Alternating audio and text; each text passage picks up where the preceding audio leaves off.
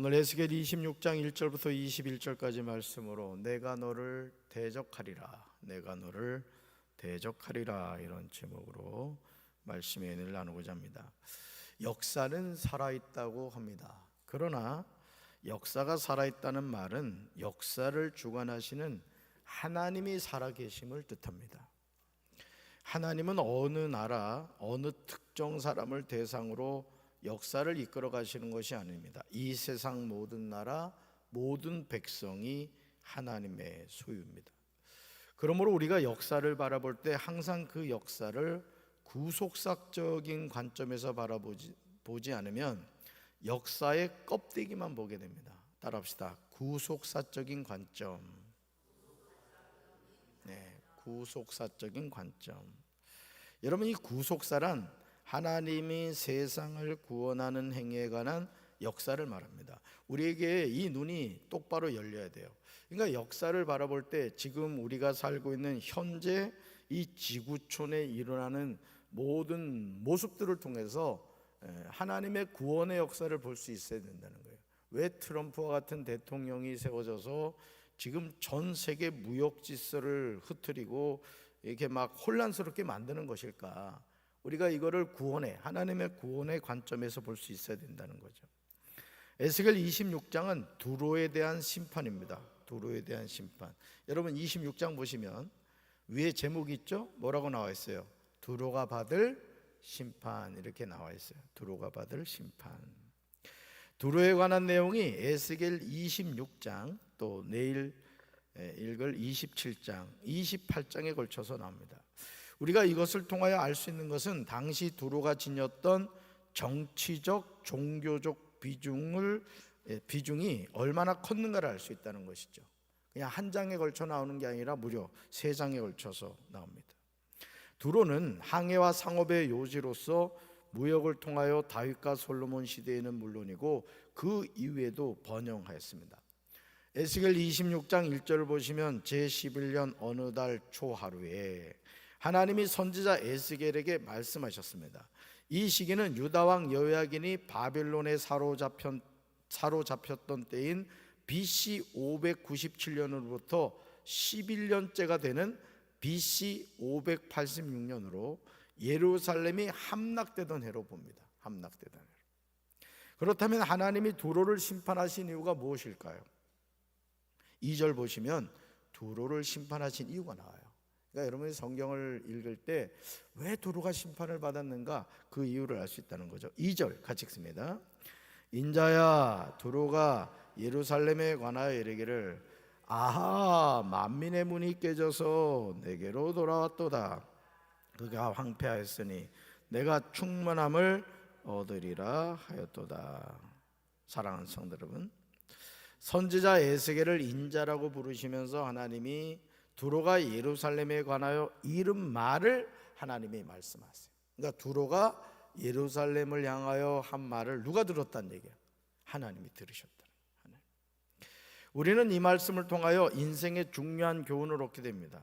그것은 누군가를 향하여 말을 조심해야 한다는 거예요. 누군가를 향하여서. 두로가 예루살렘을 두고 한 말이 무엇입니까? 이 내용이죠. 아하, 백성의 뭐가 부서지고요? 관문이 부서지고 성의 모든 문이 어떻게 됐다? 활짝 열렸구나. 자, 예루살렘이 어떻게 되고 황무지가 되었으니 이제는 내가 뭐하게 되었다? 번영하게 되었다. 내가는 누구야? 두로란 말이에요. 두로. 예루살렘을 이제 요즘 표현으로 폭망하고 나는 이제 번영하게 되었다. 이걸 아주 좋아해서 아하 하면서 얘기했던 거예요. 하나님의 거룩한 성 예루살렘의 패망을 기뻐하고 있어요. 두로는 유다에 대한 일종의 경쟁의식을 지니고 있었습니다.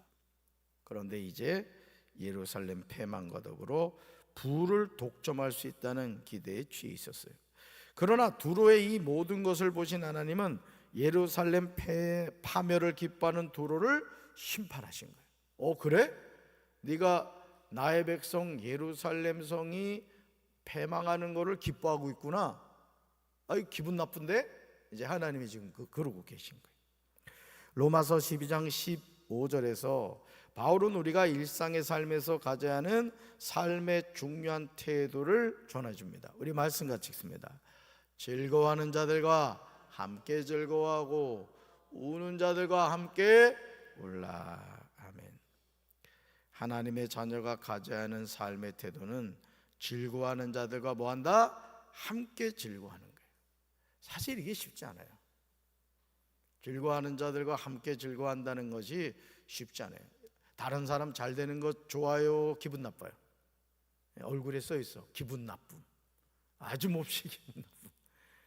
근데 우리 예수 믿는 사람은 그런 마음을 가지면 안 된다는 거예요. 즐거워하는 자들과 어떻게 된다?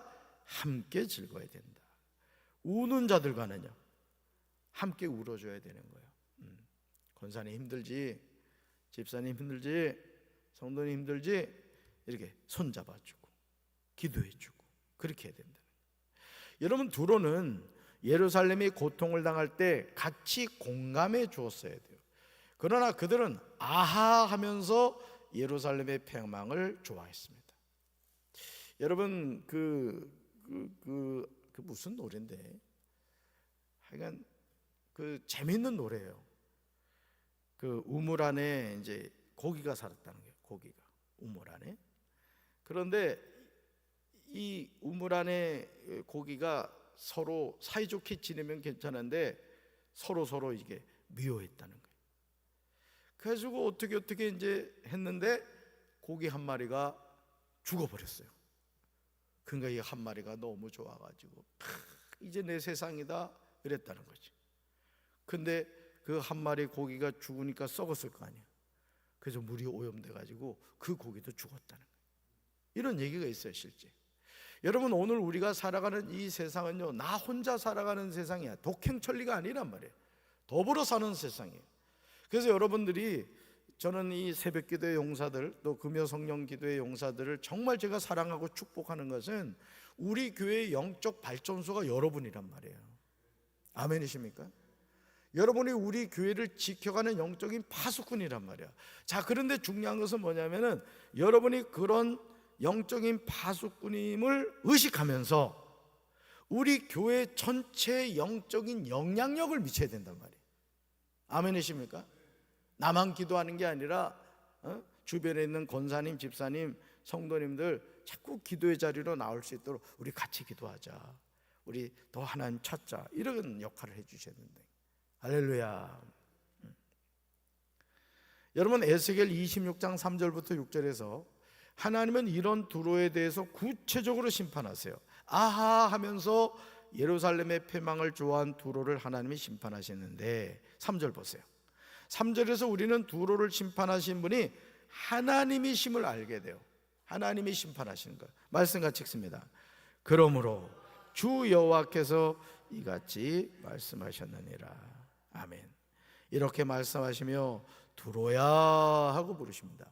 인자야 하고 부르듯이 두로야 하고 부르세요. 사랑하는 성도 여러분, 에스겔 26장 2절에서 인자야 이 부르심과 3절에서 두로야 이 부르심이 어찌 같을 수 있겠어요? 하나님의 부르심을 받지만 에스겔은 하나님의 부르심을 받은 선지자로 쓰임을 받고 두로는 하나님의 심판을 받고 있다는 거예요. 똑같은 부름이지만 에스겔은 선지자로, 두로는 지금 하나님의 심판을 받게 된다니, 어떤 부르심이냐가 중요한 거예요. 여러분, 하나님의 부르심을 받는 그런 축복받게 되기를 주님의 이름으로 축원합니다. 특히 3절에서 우리가 주목해서 보아야 하는 인칭 대명사가 있어요. 한번 읽어볼까요? 내가 너를 대적하여 Behold, I am against you 이랬단 말이야. 내가 너를, 이게 하나님이 두로를 뭐 하신다고요? 대적하신다는 거예요. 여러분, 하나님은 우리를 대적하시면 안 되죠. 우리를 축복해 주셔야 된다는 거예요. 두로가 되면 안 돼요. 인자가 돼야 되죠. 인자가 늘 하나님의 말씀이 임하고 하나님의 음성을 듣고 하나님의 어떤 은혜를 받는 성도가 돼야 돼요. 아멘이십니까? 하나님이 두로를 치십니다. 바다가 물결을 치며 파도를 일으키듯이 여러 민족이 밀려와서 두로를 치게 하시는 거예요. 여러 민족이 두로의 성벽을 무너뜨리고 그곳의 망대들을 허물어뜨립니다. 하나님이 그곳의 먼지를 말끔히 씻어내고 맨 바위만 드러나도록 하십니다. 그러면 두로가 바다 가운데서 그물이나 말리는 곳이 됩니다. 하나님의 심판은 거짓이 없는 거예요. 하나님은 거짓말을 하지 않으세요. 에스겔 26장 5절에서 하나님은 두로를 향하여 심판의 말씀을 하시면서 이렇게 말씀하세요. 내가 말하였습니다. 이거 무서운 거예요. 이 컴마포가 왜냐하면 있잖아요, 그죠? 여러분, 오늘 우리가 하나님의 이 말씀을 잘 들어야 돼요. 그러니까 두로를 심판하는 것은 누구라는 거예요? 내가 말하였습니다. 하나님이란 말이에요. 하나님이 심판하신다는 건 무서운 것이죠. 그렇죠? 오늘 우리가 이 하나님의 말씀을 잘 들어야 돼요. 다시 말해서 내가 한 말이니 그대로 될 것이란 뜻이에요. 나 주 하나님의 말이라고 하십니다. 결국 두로가 여러 민족에게 약탈을 당해요. 해변에 있는 두로의 성읍들도 칼에 죽게 됩니다. 그때야 두로가 비로소 하나님이 주인 줄을 알게 된다는 거죠. 그러니까 여러분, 오늘 우리가 이 인생의 남은 때를 살아가면서 여러분이 꼭 기억해야 될 게 있어요. 답시다. 내 인생의 주인은 하나님이십니다. 아멘이십니까? 여러분, 자전거가 있단 말이에요. 자전거.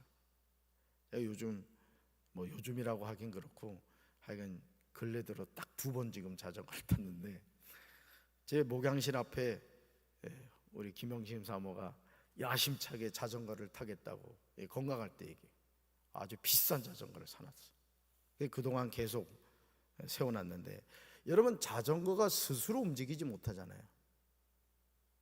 자전거 주인은 있죠. 여러분도 집에 자전거 있잖아요. 다 마이카 시대잖아요. 근데 자전거가 스스로 움직여요? 분명히 자전거 주인이 있단 말이에요. 그런데 그 자전거는 그 주인이 타서 사용해야 움직이는 거예요. 우리 인생이 그렇다는 거예요. 우리 인생이. 아멘이십니까? 내 인생의 주인이 누구라고요?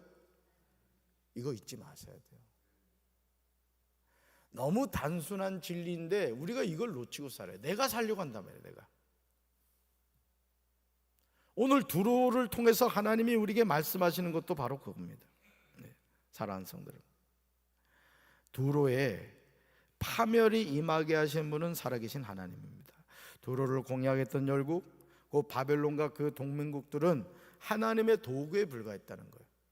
그러니까 우리가 지금 이 트럼프가 관세를 25%를 때리니 3,500만 불인가? 500조라면서요? 세상에 이런 날강도가 어디 있냐고. 그거 내놓으라는 거예요. 그거 갖다가 주는데 문제는 뭐냐면 지가 쓰고 싶은데 쓴다는 거야. 그럼 우리나라는 어떻게 해? 제2의 IMF가 온다는 거예요. 그러니까 다른 나라가 망하든 말든 신경을 안 쓰겠다는 거예요. 여러분, 우리는 트럼프 바라볼 필요 없습니다. 우리는 하나님 바라보면 되는 거예요. 아멘. 대통령과 위정자들이 정말 정신을 바짝 차리고 이 위기의 때 어떻게 나라를 바로 이끌어갈 것인가, 하나님이 지혜를 주셔야 된단 말이에요. 그 지혜를 줄 수 있도록 우리가 기도해야 된단 말이에요. 아멘. 지금 여와야가 없어요. 우리나라가 정말 바로 서야 된단 말이에요. 할렐루야. 여러분, 두로의 파멸에 임하게 하신 분은 살아계신 하나님인데, 여러분, 두로를 공략했던 열국 바벨론과 그 동맹국들은 하나님의 도구에 불과했다. 우리가 절대로 잊지 말아야 하는 중요한 사실은 따라합시다. 역사를 주관하시는 분은 살아계신 하나님입니다. 아멘이십니까? 역사를 주관하시는 분은 살아계신 하나님이다. 내 인생을 이끌어 가시는 분은 누구시다? 하나님이시다. 이게 하나님이시다. 아멘. 에스겔 26장 7절에서 주 여호와께서 이같이 말씀하시는 내용이 나와요. 우리말 성경으로 우리 7절 같이 읽습니다. 나 주 여호와가 이렇게 말한다. 내가 왕 가운데 왕인 바벨론 왕 느부갓네살을 북쪽에서부터 말과 전차와 기병들과 큰 군대를 거느리고 두로에게 오게 할 것이다. 아멘. 여기도 중요한 인칭대명사. 나 주 여호와가 이렇게 말한다면서 내가 하고 나옵니다. 내가 누구야? 하나님이라. 하나님. 그러니까 하나님이 두로를 심판하시는 도구로 누굴 쓰겠다는 거예요? 바벨론 왕 느부갓네살을 쓰겠다는 거예요. 하나님이 하시는 말씀이 무엇입니까? 내가 하라고 분명히 말씀하세요. 내가 왕들 중에 왕 곧 바벨론의 느부갓네살 왕으로 두로를 치겠다 하시겠다는 거예요. 여러분 8절부터 14절에서 바벨론 느부갓네살 왕이 두로를 어떻게 치는가에 관하여 구체적으로 나옵니다. 특히 13절을 주목하시면 이렇게 말씀하시죠. 13절 같이 읽습니다. 내가 내 모든 노랫소리를 그치게 하며 내 수금소리가 다시는 들리지 않게 하겠다. 여기서도 인칭대명사 내가 누구예요? 하나님. 두로를 향한 하나님의 심판입니다. 예루살렘이 패망할 때 좋아했던 두로가 하나님의 무서운 심판을 받는 거예요. 그러니까 여러분 오늘 우리가 신앙생활하면서 일상의 삶을 사면서 내 주변에 있는 사람이 어떤 고통을 당하고 아픔을 당할 때 하면 안 된다는 거예요. 즐거워하는 자들과 함께 즐거워하고 우는 자들과 함께 울어주는 성도가 돼야 되는 거예요. 아멘이십니까? 믿음이 연약한 자를 세워주고 또 어떤 신앙생활하면서 어려운 가운데 있는 성도가 있다면 조용히 다가가서 손잡아주고 또 굳이 말하지 않고 하나님께 주님 아무개 권사가 요즘 힘듭니다. 아무개 집사가 요즘 힘듭니다. 하나님 도와주세요. 여러분 이 중보기도는요 하나님이 가장 기뻐하는 기도란 말이에요. 또 한 가지 중보기도하는 자에는요 그 기도하는 축복을 동일하게 하나님이 주세요. 할렐루야. 그러므로 에스겔 26장 20절 하반절에서 하나님은 두로가 철저하게 망할 것을 말씀하세요. 같이 읽습니다. 내가 다시는 사람이 거주하는 곳이 되지 못하리니 살아있는 자의 땅에서 영광을 얻지 못하리라. 아멘. 이 내가는 누구예요? 두로란 말이에요. 두로. 내가 너를 완전히 멸망시켜 없애버리겠다고 하세요. 사람들이 너를 찾아도 다시는 영원히 만날 수 없을 것이라고 말씀하십니다. 저는 우리 사랑하는 성도 여러분들 오늘 거룩한 성일이에요. 하나님의 자녀로서 그렇구나. 내 인생을 이끌어 가신 분은 하나님이시구나. 이 눈에 아무 증거 보이지 않고 이 귀에 아무 소리 들리지 않고 이 손에 잡히는 거 없다 할지라도 내 인생의 주인은 하나님이시고 두로가 잘난 척했지만 결국 두로도 누구 손에 있었다? 하나님의 손에 있었다. 역사를 주관하시는 하나님을 바라보며 믿음 안에서 승리하는 우리 성도들 되기를 주님의 이름으로 축원합니다. 가슴에 손 얹겠습니다. 사랑의 주님, 두로가 번영할 때 예루살렘이 패망할 때 하고 조롱했습니다. 하나님은 그런 두로의 소리를 들으셨고 두로를 심판하셨습니다. 오늘 우리가 늘 겸손으로 허리를 동이게 하옵소서. 내 인생의 주인은 하나님이신 것을 기억하며 하나님의 은혜 가운데 살아가는 저희들 되게 하옵소서. 오늘 거룩한 성일 우리가 하나님께 영과 진리로 예배드리며 하나님의 자녀임을 깨닫게 하옵소서. 예수님 이름으로 간절히 기도합니다. 아멘.